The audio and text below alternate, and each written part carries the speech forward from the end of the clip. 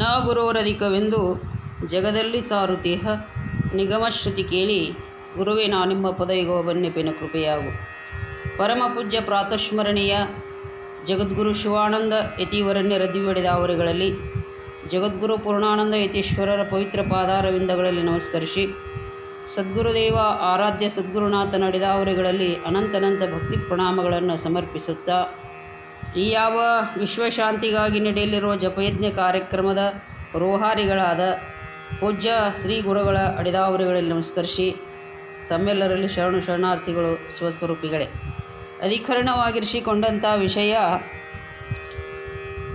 ಭಕ್ತಿ ಅನುಪಮ ಅಚಲ ಭಕ್ತಿಭಾವ ಅನುಕೂಲನೇ ಶಂಭುಲಿಂಗ. ಪರಮಾತ್ಮನು ಯಾವ ಭಕ್ತಿಗೆ ಒಲಿತಾನ ಅಂತ ಕೇಳಿದ್ರೆ ಅನುಪಮ ಅಚಲ ಭಕ್ತಿಭಾವ ಅನುಕೂಲನೇ ಶಂಭುಲಿಂಗ. ಭಕ್ತಿ ಹೆಂಗಿರಬೇಕು ಅಂದ್ರೆ ಉಪಮಾತೀತವಾಗಿರಬೇಕು. ಭಕ್ತಿ ಹೇಗಿರಬೇಕು ಅಂದ್ರೆ ಅಚಲವಾಗಿರಬೇಕು. ಗುರುದೇವತೆಯೋಳು ಅನುರಾಗದಿಂದಿಹುದೇ ನಿಜ ಭಕ್ತಿ. ಭಕ್ತಿಯಲ್ಲಿರಬೇಕು ಅಂದ್ರೆ ಗುರುವಿನ ಮೇಲೆ, ದೇವರ ಮೇಲೆ ಭಕ್ತಿ ಅನ್ನತಕ್ಕಂಥದ್ದನ್ನು ಅನನ್ಯ ಪ್ರೇಮ ಲಕ್ಷಣಾತ್ಮಕ ಭಕ್ತಿ. ಭಕ್ತಿ ಹೆಂಗಿರಬೇಕು ಅಂದ್ರೆ ಅನನ್ಯವಾದ ಪ್ರೀತಿಯಿಂದ ಒಡಗೂಡಿದಂಥ ಭಕ್ತಿ ಇತ್ತು ಅಂದ್ರೆ ಸರ್ವಾಂತರ್ಯಾಮಿಯಾಗಿರ್ತಕ್ಕಂಥ ಪರಮಾತ್ಮನು ಸರ್ವರಲ್ಲಿ ವಾಸವಾಗಿರೋಣದರಿಂದ ಆ ಭಗವಂತ ತಮ್ಮ ಪ್ರೀತಿಯನ್ನು ಎಲ್ಲಾದರೂ ಏನು ಮಾಡ್ತಾನ ಅಂದ್ರೆ ಸ್ವೀಕಾರ ಮಾಡ್ಕೊತಾನೆ. ಹೇಗಂದ್ರೆ ಒಬ್ಬ ಹೆಣ್ಮಗಳು ಬಹಳ ಅತ್ತೆಯನ್ನು ಪ್ರೀತಿಸ್ತಿದ್ಲು. ಅತ್ತೆಯನ್ನು ಪ್ರೀತಿಸುವಂಥ ಹೆಣ್ಮಗಳು ಏನಾದರೂ ಕೆಲಸವನ್ನು ಮಾಡಬೇಕಾಗಿತ್ತು ಅಂದ್ರೆ ಅತ್ತಿ ಕೇಳಿ ಮಾಡ್ತಿದ್ಲು. ಏನಂತಿದ್ಲು ಅಂದ್ರೆ, ಅಡುಗೆ ಮಾಡಬೇಕಾದ್ರೆ ಅತ್ತಿ ರೊಟ್ಟಿ ಮಾಡ್ತೀನಿ ರೀ. ಅತ್ತಿ ಮ್ಯಾಗಂದ್ರೆ ಇಷ್ಟ ಪ್ರೇಮ ಇದ್ಲು, ಸಾಕ್ಷಾತ್ ಭಗವತಿ ಅಂತ ತಿಳ್ಕೊಂಡಿದ್ಲಕ್ಕಿ. ನೀವು ಹಂಗೆ ತಿಳ್ಕೊಬೇಕು. ಮತ್ತು ಅತ್ತಿಗೇನು ತಿಳ್ಕೊಬೇಕು? ಸಾಕ್ಷಾತ್ ಜನ್ಮ ಕೊಟ್ಟ ತಾಯಿ ಭಗವತಿ ಸ್ವರೂಪ ಅಂತ ಹಿಂಗೆ ತಿಳ್ಕೊಂಡು ನಡ್ಕೊಳ್ಳುವಂಥ ಹೆಣ್ಮಗಳು ಕೆಲಸ ಮಾಡುವಾಗ ಪ್ರತಿಯೊಂದು ಕೆಲಸಕ್ಕೂ ಅತ್ತಿನ ಕೇಳ್ತಿದ್ಲು. ಅತ್ತಿರಿ ರೊಟ್ಟಿ ಮಾಡಿರಿ, ಅತ್ತಿರಿ ಬಟ್ಟೆ ಹೊಲಿತೀನಿ ರೀ, ಅತ್ತಿರಿ ನೀರು ತರ್ತೀನಿ ರೀ. ಏನು ಕೆಲಸ ಮಾಡಬೇಕಾದ್ರೂ ಪಲ್ಯ ಏನು ಮಾಡಬೇಕು, ಮನೆ ಕೆಲಸವನ್ನು ಮಾಡುವಾಗ ಏನು ಮಾಡುವಾಗೂ ಮುಂಜಾನೆ ಹೇಳ್ತಿದ್ಲು, ಕಸ ಹೊಡೆದು ಕೆಲಸ ಮಾಡಿ ಸ್ನಾನ ಪೂಜೆ ಮಾಡಿ ಅತ್ತಿಗೊಮ್ಮೆ ನಮಸ್ಕಾರ ಮಾಡ್ತಿದ್ಲು. ಸಂಜೆಗೆ ಮತ್ತೇನು ಮಾಡ್ತಿದ್ಲು ಅಂದ್ರೆ ಹಿಂಗೆ ಒಳ್ಳೆ ಸುಸಂಸ್ಕೃತ ಮನೆಯೊಳಗೆ ಹುಟ್ಟಿದಂಥ ಹೆಣ್ಮಗಳು ಅತ್ತಿಯನ್ನು ಭಾಳ ಪ್ರೀತಿಸ್ತಿದ್ಲು.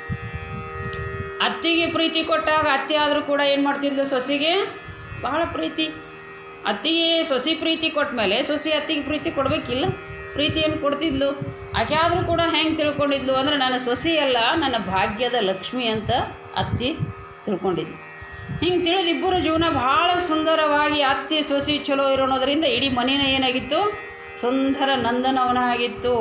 ಮನೆಯೊಳಗೆ ಜಗಳ ಅನ್ನೋದೇ ಬರ್ತಿರಲಿಲ್ಲ. ಅತ್ತಿ ಸೊಸೆನೂ ಜೀವಿದ್ರು ಮೊದಲು. ಇಬ್ಬರು ಅತ್ತಿ ಸೊಸೆ ಒಂದದರಂದ ಗಂಡನೂ ಕೂಡ ಭಾಳ ಸಂತೋಷ ಪಡ್ತಿದ್ದ, ಏನು ನನ್ನ ಅತ್ತಿ, ಏನು ನನ್ನ ಅವ್ವ, ಏನು ಚಂದ ಅದಾರ ಅಂತ. ಆಮೇಲೆ ಅತ್ತಿ ಗಂಡ ಅವನು ಭಾಳ ಖುಷಿ ಪಡ್ತಿದ್ದ, ನನ್ನ ಸೊಸೆ ಅಂತ ಸೊಸೆನೇ ಇಲ್ಲ, ನನ್ನ ಹೆಂಡತಿ ಅಂತ ಹೆಂಡ್ತಿಲ್ಲ ಅಂತ ಅವನು ಹೇಳ್ತಿದ್ದ. ಹಿಂಗೆ ನಡ್ಕೊಂಡು ಹೋಗೋದ್ರಾಗ ಏನಾತಂದ್ರೆ ಅತ್ತಿಗೆ ವಯಸ್ಸಾಗ ಜಾತಸ್ಯ ಧ್ರುವ ಮೃತ್ಯು. ಹುಟ್ಟಿದ್ದೊಂದಿನ ಏನು ಹಾಕಬೇಕಾಗ್ತದೆ, ಸಾಯಬೇಕು. ಕಟ್ಟಿದ್ದೊಂದಿನ ಏನಾಗಬೇಕು, ಬೀಳಬೇಕು. ಇದು ಸೃಷ್ಟಿಯ ನಿಯಮವಾಗಿರೋಣದರಿಂದ ಅತ್ತಿಗೆ ಏನಾಯ್ತು ಅಂದ್ರೆ ವಯಸ್ಸಾದ ಮೇಲೆ ಅತ್ತಿ ಒಂದಿನ ಏನಾಯ್ತು, ದೇಹವನ್ನು ತ್ಯಾಗ ಮಾಡಿದ್ಲು. ಅತ್ತಿ ಸತ್ತ ಮೇಲೆ ಸೊಸಿಗೇನು ಕೆಲಸ ಮಾಡೋಕೆ ಬರೋವಲ್ಲ. ಏನೋ ಅತ್ತಿನ ಕೇಳಿ ಮಾಡ್ಬೇಕಾಕಿ ಏನು ಮಾಡಿದ್ರು ಇನ್ನು ಹೆಂಗೆ ಮಾಡ್ಬೇಕು ನನಗೆ ಹೇಳೋರು ಯಾರಪ್ಪ ಅಂತ ಸೊಸಿಗೇನಾಯ್ತು, ಚಿಂತೆ ಬಂದ್ಬಿಡ್ತು. ಯಾರು ಹೇಳೋದು ನನಗೆ, ಯಾರನ್ನ ಕೇಳಿ ಮಾಡ್ಬೇಕು ನಾನು, ಹೀಗೆಲ್ಲ ಚಿಂತೆ ಮಾಡಿ ಸೊಸಿ ಏನು ಮಾಡಿದ್ಲು ಅಂದ್ರೆ ಇನ್ನು ಹಿಂಗಾದ್ರೆ ನನಗೇನು ಕೆಲಸ ಆಗಂಗಿಲ್ಲ ಅಂತ ತಿಳ್ಕೊಂಡು ಅಲ್ಲೊಂದು ಚಂದ ಉದ್ದನ ಕಲ್ಲು ಬಿದ್ದಿತ್ತು. ಆ ಕಲ್ಲು ತೊಗೊಂಡು ಬಂದು ಏನು ಮಾಡಿಲ್ಲ ಅಂದ್ರೆ ಸ್ವಚ್ಛಂಗ ಸ್ನಾನ ಮಾಡಿಸಿ ಅದಕ್ಕೆಲ್ಲ ವಿಭೂತಿ ಹಚ್ಚಿ ಕುಂಕುಮ ಹಚ್ಚಿ ಅತ್ತಿದೊಂದು ಸೀರೆ ಉಡಿಸಿ ಅತ್ತಿದೊಂದು ಕುಬ್ಸ ಹಾಕಿ ಅತ್ತಿ ಆ ಜಾಗದಾಗ ಕುಂದಿರ್ತಿದ್ಲು. ಆ ಜಾಗದಾಗ ಹೋಗಿ ಅಕ್ಕಲ್ಲ ಮೂರ್ತಿಯನ್ನು ಏನು ಮಾಡಿದ್ಲು, ಇಟ್ಲು. ಇಟ್ಟ ಮೇಲೆ ಏನಾಯ್ತು ಅಂದ್ರೆ ಆಕೆಗೆ ಏನು ಅನ್ನಿಸ್ತು ಅಂದ್ರೆ ಸಾಕ್ಷಾತ್ ನಮ್ಮ ಅತ್ತಿನ ಅಂತ ತಿಳ್ಕೊಂಬಿಟ್ಲಕ್ಕಿ. ಎದಕ್ಕೆ ಆ ಕಲ್ಲಿ ಸಾಕ್ಷಾತ್ ನಮ್ಮ ಅತ್ತಿ ಅಂತ ತಿಳ್ಕೊಂಡ್ಲು. ಆಗ ಮುಂಜಾನೆ ಹೇಳ್ತಿದ್ಲು, ಅತ್ತಿರಿ ಅಡುಗೆ ಮಾಡ್ತೀನಿ ರೀ, ಅತ್ತಿ ಹೊಲಕ್ಕೆ ಹೋಗ್ತೀನಿ ರೀ, ಅತ್ತಿ ನೀವು ಮನೆ ಮುಂದಿರಿ ನಾ ಬರ್ತೀನಿ ರೀ, ಎಮ್ಮೆ ಹಿಡ್ತೀನಿ ರೀ. ಹೀಗೆಲ್ಲ ಹೇಳ್ಕೊತ ಏನಾಯ್ತು ಅಂದ್ರೆ ಜೀವನ ಆಕೆಗೆ ಆಗ ನಡೆಯಾಕತ್ತು. ಆಕೆ ಅತ್ತಿನ ಅಂದ್ರೆ ಏನಂತ ತಿಳ್ಕೊಂಡಿದ್ಲು, ಸಾಕ್ಷಾತ್ ದೇವತೆ ಭಕ್ತಿ. ಆ ದೇವ್ರ ಮ್ಯಾಗಿಟ್ಟ ಭಕ್ತಿ ಎದ್ರ ಮ್ಯಾಗಿಟ್ಟಿದ್ಲಕ್ಕಿ, ಅತ್ತಿ ಮ್ಯಾಗೂ. ಯಾಕದು ಭಕ್ತಿ ಯಾಕೈತಿ ಅಂದ್ರೆ ಪ್ರೀತಿ, ಅನನ್ಯವಾದಂಥ ಪ್ರೀತಿ. ಎಲ್ಲೆಡೆ ಎಲ್ಲಿ ದೇವ್ರು ಅದ ನಾನು ಹಂಗೆ ವಿಚಾರ ಮಾಡಿ ನೋಡಿದ್ರೆ ದೇವ್ರಿಲ್ಲದ ಜಾಗ ಯಾವುದೂ ಇಲ್ಲ. ಎಳ್ಳಿನ ಮನೆಯಲ್ಲಿ ಮುಳ್ಳಿನ ಕೊನೆಯಲ್ಲಿ ಎಲ್ಲ ಕಡೆ ದೇವರ ಹಿಮಾಲ ಪರ್ವತದಲ್ಲಿ ಗುಡ್ಡದಲ್ಲಿ ಅದಾನ, ಎಳ್ಳಿನ ಮನೆಯೊಳಗೆ ಅದಾನ, ಕಲ್ಲಿನ ಕೊನೆಯಲ್ಲಿ ಅದಾನ, ಹೊಳ್ಳು ಬಿಡದೆ ಒಳಗೆ ಹೊರಗೆ ಎಲ್ಲೆಡೆಯಲ್ಲಿ ಪರಮಾತ್ಮ ತುಂಬ್ಯಾನಂದಾಗ ಆ ಕಲ್ಲಿನೊಳಗೆ ದೇವರಿಲ್ಲೇನು ಅದನಂದ್ರೆ ಅದಾನ. ಆ ದೇವ ಭಕ್ತಿಯನ್ನೇ ಎದ್ರ ಮ್ಯಾಗ ಇಟ್ಟಿದ್ಲಕ್ಕಿ ಅತ್ತಿ ಮ್ಯಾಗ ಇಟ್ಟಿದ್ಲು. ಹಿಂಗೆಲ್ಲ ನಡೆಯೋದ್ರಾಗ ಏನಾಯ್ತು ಅಂತಂದ್ರೆ ಮಗ್ಗಲ ಮನೆ ಯಾಕೆ ಒಬ್ಬಾಕಿ ಬಂದು ನೋಡಿಲ್ಲ. ಈಕೆ ಅಡುಗೆ ಮಾಡ್ತೀನಿ ಅತ್ತಿ, ಬುತ್ತಿ ಕಟ್ತೀನಿ ಅತ್ತಿ, ಹೊಲಕ್ಕೆ ಹೋಗ್ತೀನಿ ಅತ್ತಿ, ಊರಿಗೆ ಹೋಗ್ತೀನಿ ಹೀಗೆಲ್ಲ ಅನ್ನೋದು ಕೇಳಿ ಆಕಿಗೆ ಅನ್ನಿಸ್ತು ಇದಕ್ಕೆಲ್ಲಿ ಅವ್ರ ಅತ್ತಿನ ಬಡ್ಕೊಂಡೈತೇನ ಅನ್ನಿಸ್ತು. ಹಿಂಗಂದು ಏನು ಮಾಡಿಲ್ಲ ಅಂದ್ರೆ ಆಕೆ ಹೋಗಿ ಆಕೆ ಗಂಡಗೆ ಹೇಳಿ ಏನಂತ ಏತಮ್ಮ ನಿನ್ನ ಹೆಂಡತಿಗೆ ಏನೋ ನಿಮ್ಮ ಹೌದು ಹೋಗಿ ಬಡ್ಕೊಂಡು ಆಳು ನೋಡೋದು ಒಂದು ಏನು ಮಾಡೈತಿ, ಒಂದು ಕುರ್ಚಿದ ಮೆಕ್ಕಲ್ಲಿ ಇಟ್ಟದ, ಅದಕ್ಕೊಂದು ಸೀರೆ ಉಡಿಸೈತಿ, ಅದಕ್ಕೊಂದು ಕುಬ್ಸ ಹಾಕೈತಿ, ಮುಂಜಾನೆ ನಾಷ್ಟ ಓದಿ ಕೊಡ್ತಿತ್ತು, ಆಮೇಲೆ ಚಹಾ ಓದಿ ಕೊಡ್ತಿದ್ಲು. ಇದನ್ನೆಲ್ಲ ನೋಡಿ ಮುಂಜಾನೆ ಅತ್ತಿ ನಾಷ್ಟ ಮಾಡಂತಿದ್ಲು, ನೈವೇದ್ಯ ತೋರಿಸ್ಕೊಂತಿದ್ಲು, ತಿಂತಿದ್ಲು, ಅತ್ತಿ ಚಹಾ ತಗೋಂತಿದ್ಲು, ಚಹಾ ಕುಡಿಸ್ತಿದ್ಲು, ಬರ್ತಿದ್ಲು. ದಿನನಿತ್ಯ ಇದನ್ನು ನೋಡಿ ನೋಡಿ ಮಗಲ್ದು ಹಾಕಿ ಗಂಡನ ತಲೆ ತುಂಬಿಟ್ಲಕ್ಕಿ ಏನಂತ ನೀನು ಹೆಂಡ್ತಿಗೆ ಮಾತ್ರ ನಿಮ್ಮ ದೆವ್ವಾಗೆ ಬಡ್ಕೊಂಡಾಳ, ನೀನು ಮತ್ತು ನಿನ್ನ ಹೆಂಡ್ತಿ ಹಿಂಗೆ ಆದ್ರಕಿ ಇನ್ನು ಮಾನಸಿಕವಾಗಿ ಏನಾಗ್ತಾಳೆ ಸತ್ತು ಹೋಗ್ತಾಳಪ್ಪ, ಅದನ್ನು ಹ್ಯಾಂಗಾರ ಮಾಡಿ ಬಿಡಿಸು ಅಂದ್ಲಕ್ಕಿ. ಇದನ್ನು ಕೇಳಿದ ಅವೇನು ಮಾಡಿದ ಅಂದ್ರೆ ಆಯಿತು ಅಂತ ತಿಳ್ಕೊಂಡು ಹೆಂಡ್ತಿಗೆ ಹೇಳಿದೆ ಅಕ್ಕಲ್ಲಿ ಹೋಗೋದು ಬರ್ತೀಯನಿಲ್ಲೋ ಅಂದ. ನಮ್ಮ ಅತ್ತೆಕಿ ನಾವು ಹೋಗೋದು ಬರೋಂಗಿಲ್ಲ ಅಂದ್ಲಕ್ಕಿ. ಸಾಧ್ಯನೇ ಇಲ್ಲ ನಮ್ಮ ಅತ್ತಿನ ಒಗ್ಯಾಕ ಅಂದ್ಲು. ನಿಮ್ಮ ಅತ್ತಿ ನೀನು ಕೂಡ ಹೊರಗೆ ಹೋಗಿರ್ ನೋಡು ಅಂದವ. ಯಾರು ಆಕೆ ಗಂಡ, ನಿಮ್ಮ ಅತ್ತಿ ನೀನು ಕೂಡ ಹೊರಗೆ ಹೋಗಿರ್ ನೋಡು ಅಂದ.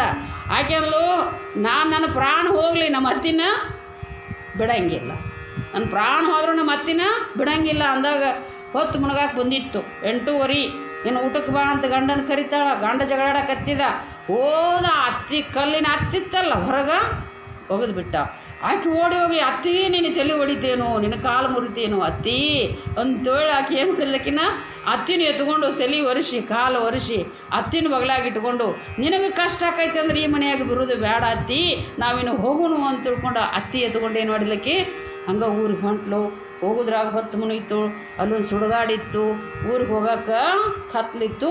ಇನ್ನೇನು ನಾಳೆಗೆ ನನ್ನ ತವ್ರ ಮನೆಗೆ ಹಾಗ್ರಾತಂತ ತಿಳ್ಕೊಂಡು ಆ ಅತ್ತಿನ ಕಲ್ಲಿನ ಅತ್ತಿನ ಬಗಲಾಗಿ ತೊಗೊಂಡ್ಲು. ಆಕೆಗೆ ಸುಡುಗಾಡ್ದಾಗ ಅಂಜಿಗೆ ಬರಕತ್ತು. ಇನ್ನೇನು ಮಾಡೋದು, ಯಾರು ಬಂದು ಏನು ಮಾಡಿದ್ರು ನಮ್ಮ ಅತ್ತಿ ಕೊಸ್ಕೊಂಡು ಹೋದ್ರೆ ಏನು ಮಾಡೋದು ಅಂತ ತಿಳ್ಕೊಂಡು ಸುಡುಗಾಡ್ದಾಗ ಒಂದು ಗಿಡ ಇತ್ತು. ಆ ಗಿಡದಾಗತ್ತೆ ಕುಂತ ಮೇಲೆ ಏನಾಯ್ತಂದ್ರೆ ರಾತ್ರಿ ಅರ್ಧ ರಾತ್ರಿ 1:30 ಗಂಟೆ ಆಗಿತ್ತು. ಗಿಡದಾಗ ಕುಂತಿದ್ಲು. ಸ್ವಲ್ಪ ಏನೋ ನಿದ್ದೆ ಬಂದಂಗೆ ಆಗಕತ್ತಿತ್ತು.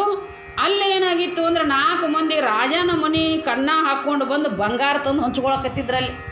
ಬಂಗಾರ ಸುರಿದಿದ್ರು, ವಜ್ರ ವೈಡೂರ್ಯ ರೊಕ್ಕ ಎಲ್ಲ ಸುರಿದು ತಾವು 4 ಪಾಲ ಮಾಡ್ಕೊಳ್ಳುವಾಗ ಈಕೆಗೆ ಸಣ್ಣಂಗೆ ನಿದ್ದೆ ಬರಾಕತ್ತಿತ್ತಲ್ಲ. ಆ ಕೈಯನ ಕಲ್ಲಿನ ಹತ್ತಿ ಜಾರಿ ಬಂದು ಎಲ್ಲಿ ಬಿತ್ತದು, ಆ ರೊಕ್ಕ ಇತ್ತಲ್ಲ ಬಂಗಾರ ಇತ್ತಲ್ಲ ಆ ಕುಟ್ರಿ ಮ್ಯಾಗ ಬಂದು ಬಿತ್ತು. ಬೆಳಣ ಅವ್ರಂದ್ರು ನೋಡಿದ್ರು ಈಬತ್ತಿ ಹನಿ ಮ್ಯಾಗ ಕುಂಕುಮ ಕುಬುಸ ಸೀರೆ ಇದು ದೆವ್ವನ ಅಂತ ತಿಳ್ಕೊಂಡ್ರು ಅವ್ರು. ಯಾರು ಅವರು ಇದು ದೆವ್ವಯಪ್ಪ ಅಂತ ತಿಳ್ಕೊಂಡು ಕಾಳ್ರು ಬಿಟ್ಟ ಓಡಿ ಹೋಗಿಬಿಟ್ರು.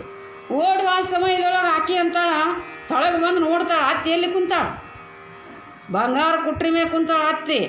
ಆಕೆ ಅಂದ್ಲು ನಮ್ಮ ಅತ್ತಿ ಏನು ಚಲೋ ನಮ್ಮ ಅತ್ತಿ ಬಂಗಾರ ಕೊಟ್ಲು ಅಂತ ತಿಳ್ಕೊಂಡು ಎಲ್ಲ ಬಂಗಾರ ಮುತ್ತ ಎಲ್ಲ ಉಡಿಯಾಕ ಕಟ್ಕೊಂಡು ಬರ್ತಾಳೆ. ಎಲ್ಲಿಗೆ ಬರ್ತಾಳೆ, ಮನೆಗೆ ಬರ್ತಾಳೆ. ಆಗಷ್ಟೊತ್ತನ ಎಷ್ಟಾಗಿತ್ತು ಅಂದ್ರೆ ಬೆಳಗಿನ 4:30-5 ಗಂಟೆ ಆಗಿತ್ತು. ಬೆಳಗ್ಗೆ 5 ಗಂಟೆ ಆಗಿತ್ತು. ಬಾಗ್ಲ ಹಾಕ್ಕೊಂಡು ಮಕ್ಕೊಂಡಿದ್ದ. ಬಾಗ್ಲ ಬಂದು ಪಟ ಬಾಗ್ಲ ಬಡದ್ಕೊಳ್ಳಿ ಯಾರು ನೀ ಅಂದವ. ನಾನು ರೀ ನಿನ್ನ ಹೆಂಡ್ತಿ ಮತ್ತು ಅತ್ತಿ ಏನೇನು ಕೊಟ್ಟಾಳ ಗೊತ್ತೇನೋ ಬಾಗ್ಲ ತೆಗಿ ಹಿಂದಗಡೆ ಹೇಳ್ತೀನಿ ಅಂದು. ಅವ ಬಂದು ಬಾಗ್ಲ ತೆಗೆದ. ಉಡಿ ತುಂಬ ಬಂಗಾರ ವಜ್ರ ವೈಡೂರ್ಯ ಮುತ್ತ ಎಲ್ಲ ನೋಡಿ ನಮ್ಮವ್ವ ಬಂಗಾರದ ನಮ್ಮವ್ವ ಅಂತ ತಿಳ್ಕೊಂಡು ಹೆಂಡ್ತಿನ ಒಳಗೆ ಕರ್ಕೊಂಡು ಹೋಗಿ ಏನು ಮಾಡಿದವ ಭಾಳ ಸನ್ಮಾನ ಮಾಡಿದ. ಅವನ್ನ ಹೋಗಿ ಎಲ್ಲಿ ಕುಂದಿರ್ಸಿದ, ದೇವ್ರ ಜಗಡಿ ಮ್ಯಾಗ ಕುಂದಿರ್ಸಿದ. ದೊಡ್ಡ ಶ್ರೀಮಂತ ಆದ ಮನೆ ಕಟ್ಟಿದ, ಎಲ್ಲ ಮಾಡಿದ.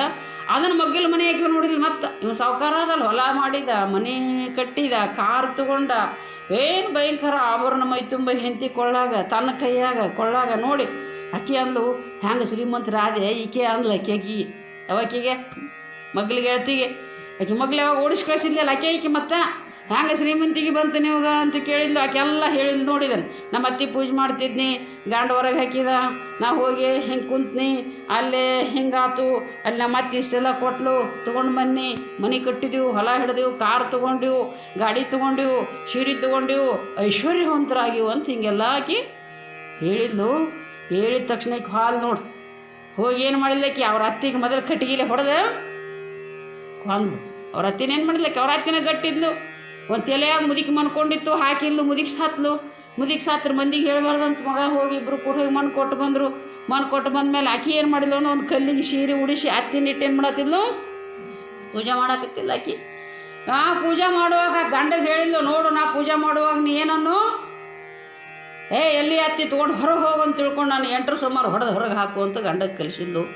ಅವಂದ ಯಾಕೆ ಹೊರಗೆ ಹಾಕೋದು ಬಿಡು, ನಮ್ಮವ್ನು ಇದ್ದಾಗ ಹಾಕೊಂಡಿ ಈಗಾರ ಪೂಜೆ ಮಾಡ್ತೀವಿ ಯಾಕೆ ಹಂಗೆ ಅಂದವ. ನಾ ಹೇಳೋದಷ್ಟೇ ಕೇಳ ಅಂದ ಗಂಡಗೆ. ನೀನು ಹಂಗೆ ಮಾಡಕ್ಕೋಬೇಡ, ಬಂಗ್ಲೆ ಆಗೋದೈತೆ ಮನೆ, ಹೊಲ ದೊಡ್ಡ ಆಗೋದವು, ದೊಡ್ಡ ಕಾರ್ ಗಾಡಿ ತೊಗೊಳ್ದ, ನಾ ಹೇಳೋದಷ್ಟೇ ಕೇಳಂತನ್ಲಕ್ಕಿ. ಅಂದಾಗ ಆತು ಬಿಡು ಹಂಗಾರ ಅನಿಸ್ತಿತ್ತು ಅದು ಗಂಡ. ಆಯ್ತು ಬಿಡು ಅಂತ ತಿಳ್ಕೊಂಡು ಎಲ್ಲಿ ಅತ್ತಿ ಎಲ್ಲಿ ನೀನು ತೊಗೊಂಡು ಹೋಗಂತ ತಿಳ್ಕೊಂಡು 8ಕ್ಕೆ ಅತ್ತಿ ಕಿತ್ತು ಹೊರಗೆ ಹಾಕಿದಾಗ ಆಕೆ ಏನೇನು ಹೇಳಿದ್ದಲ್ಲಿ ಆ ಗಿಡಕ್ಕೆ ಕುಂತಿದ್ನಿ ಅಂತ ತಿಳ್ಕೊಂಡು ಆಕೆ ಅದ ಅತ್ತಿ ಎತ್ಕೊಂಡು, ಅಯ್ಯೋ ನನ್ನ ಅತ್ತಿ ನನಗೆ ನಿನಗೆ ಎಂಥದ್ದು ಬಂತ ಅತ್ತಿ ಅಂತ ತಿಳ್ಕೊಂಡು ಹೋಗಿ ಅದ ಗಿಡದ ಮ್ಯಾಗ ಹತ್ತಿ ಕುಂತ್ಲು. ಕುಂದ್ರದ್ರಾಗ 1:15 ಆಯ್ತು. ಅಲ್ಲಿ ಮತ್ತೆ ಕಾಳ್ರು ಏನು ಮಾಡಿದ್ರು, ಬಂದ್ರನ ಬಂದು ಏನು ಮಾಡಿದರು ಅಂದ್ರೆ ಈಕೆ ಏನು ಮಾಡಿಲ್ಲ ಅಂದ್ರೆ ಕಾಳ್ರು ಯಾವಾಗ ಬಂದಾರೋ ಯಾವಾಗ ರೊಕ್ಕ ಕುಟ್ರಿ ಮೇಲೆ ಒಗದೇನೆ ಅತ್ತಿ ಅಂತ ಕುಂತಿದ್ಲಲ್ಲ. ಹಿಂಗಿದ್ದಾಗ ಏನಾತಂದ್ರೆ ಬಂದು ಅವರು ಹಂಚ್ಕೋಬೇಕತ್ತ ಮಾಡಿದರು. ಕೈಯಾನ ಕಲ್ಲ ತಳಗ ಹಿಂಗೆ ಬಿಟ್ಟ ಮೇಲೆ ಅವ್ರು ಅಂದರು, ಯಾರೋ ಮೋಸನ ಮಾಡಾಕತ್ಯಾರ ನಮಗೆ, ಹೊಡಿರ್ಲಿ ಬ್ಯಾಟ್ರಿ ಯಾರು ಅದಾರನ ಅಂದ್ರು. ರಿಕ್ಷಕ್ಕಳು ಏನು ಮಾಡಿದ್ರಿಕಿನ ಸೊಂಟ ಮುರಿದು ಕೈಕಾಲ ಮುರಿದ ಏಕೆನ ಒಕ್ಕೊಟ್ಟು ಏನು ಮಾಡಿದ್ರು ಅವರು ಹೋದರು ಅಂತೇಳಿ. ಹಂಗಾರೆ ಯಾಕೆ ಹೆಂಗೆ ಆಕೈತಿ ಅಂದ್ರೆ ಇಲ್ಲಿ ಏನೈತಿ ಅಂದ್ರೆ ಅಚಲವಾದ ಭಕ್ತಿ ಅಲ್ಲಿಕ್ಕಿದು. ಇದು ಹೆಂಗೈತಿ, ಮಂದಿ ನೋಡಿ ಭಕ್ತಿ ಮಾಡೋಕೆ ಹೋಗಿ ಏನು ಮಾಡಿಲ್ಲ ಅಂದ್ರೆ ಹೆಂಗೆ ಸೊಂಟ ಮುರಿಸ್ಕೊಂಡ್ಲೋ ಹಂಗೆ ಭಕ್ತಿ ಅಂತಕ್ಕಂಥದ್ದು ನಮಗೆ ಹೆಂಗೆ ಇರಬೇಕಂದ್ರೆ ಹೃದಯಾಂತರಾಳವಾಗಿರ್ತಕ್ಕಂಥ ಪ್ರೀತಿ ಆ ಗುರುದೇವತೆಯೋಳು ಅನುರಾಗದಿಂದಿಹುದೇ ನಿಜ ಭಕ್ತಿ. ಗುರುವಿನ ಮೇಲೆ, ದೇವ್ರ ಮೇಲೆ, ದೊಡ್ಡವ್ರ ಮ್ಯಾಗ, ತಂದೆ ತಾಯಿ ಮ್ಯಾಗ, ಅತ್ತಿ ಮಾವಂದ್ರ ಮ್ಯಾಗ, ಪಶು ಪಕ್ಷಿ ಮ್ಯಾಗ ಹೆಂಗಿರಬೇಕು ಅಂತಂದ್ರೆ ಭಗವಂತನೇ ಎಲ್ಲದರಲ್ಲಿ ತುಂಬಿಕೊಂಡಾನಂತ ತಿಳಿದುಕ. ಇದಕ್ಕೆ ಏನಂತಾರಂದ್ರೆ ಶ್ರೇಷ್ಠವಾದ ಭಕ್ತಿ ಅಂತ ಕರೀತಾರೆ. ಇಂಥ ಭಕ್ತಿ ಮಾಡಬೇಕು. ಇಂಥ ಭಕ್ತಿ ಮಾಡೋ ಸದ್ಬುದ್ಧಿ ಸದ್ಗುರುದೇವ ತಮ್ಮೆಲ್ಲರಿಗೂ ಕೊಡಲಿ ಅಂತ ಹಾರೈಸಿ 2 ವಾಕ್ಯಗಳನ್ನ ಸದ್ಗುರುಗಳ ಚರಣಕ್ಕೆ ಅರ್ಪಿಸುತ್ತೇನೆ.